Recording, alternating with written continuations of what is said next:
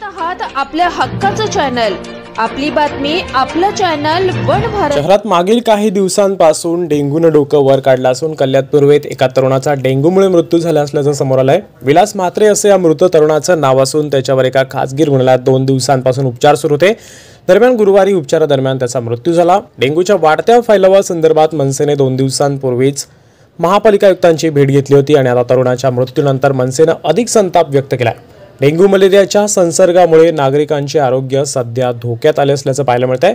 महापालिकेचे ड्रेनेज बाबतीत व्यवस्थित नियोजन नसल्यामुळे अनेक ठिकाणी सांडपाणी साठतंय, यामुळे काही ठिकाणी पाण्याची डबकी तयार होत आहेत। अशा साठलेल्या पाण्यातून डेंग्यूच्या डासांचा प्रादुर्भाव अधिक होतो, त्यामुळे महापालिकेने काटेकोरपणे नाले सफाई करायला हवी अशी मागणी मनसेने केली होती।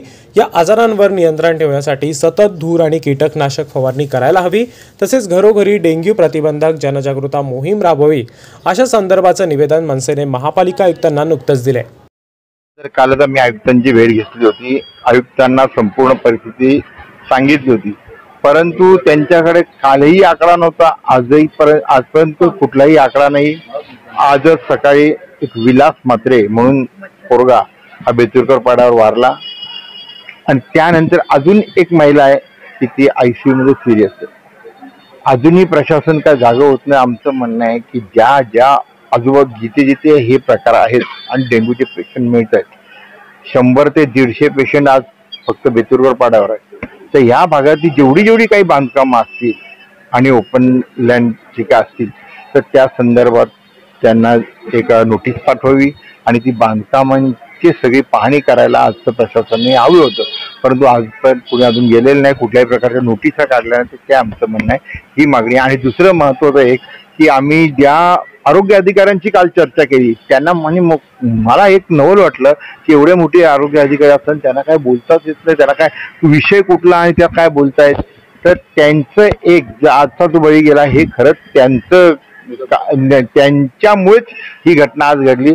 तर तो पोरगा होता, तो महापालिकेच्या रुग्णालयात ऍडमिट होता 2 दिवस, त्यानंतर तो उलटा सिरियस झाला, नंतर दुसऱ्या खासगी रुग्णालयात गेला। आणि आज आमचं याच्यात तुमच्या माध्यमातून मागणं आहे की आरोग्य अधिकारी जे शुक्ला मॅडम आहेत त्यांचं निलंबन झालं पाहिजे।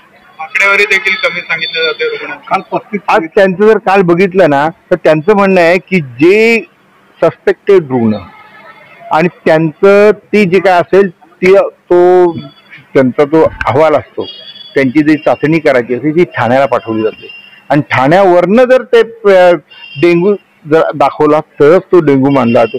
अरे पण आजपर्यंत एवढी वर्ष झाली, आपली महानगरपालिका ही आज 2,500-3 हजार कोटीची महापालिका आहे, बजेटची महापालिका आहे। आजपर्यंत आपल्याला अजूनही ते पेशंटची काय रक्ताची चाचणी तिकडे ठाण्यावरून आल्यानंतर तुम्ही असं ते मॅडम बोलले ना आम्हाला, म्हणजे ही आजपर्यंतची परिस्थिती आहे का? मग आजपर्यंत जर ही जर कंडिशन असेल तर तो 5 दिवसात तो रुग्ण सिरियस होतो, नंतर डेंग्यूचा 5 दिवसात त्या प्लेटलेट जसं कमी होत जातात तसं त्या रुग्णाची हालत खराब होत जाते आणि 5 दिवसात यांचं अजून अहवाल। आणि हे फक्त महापालिकेत रुग्णालयात जेवढे पेशंट आहेत तेवढेच पेशंट सांगतात, पण खाजगी रुग्णालयांमध्ये जे पेशंट त्याबद्दल काही बोलायला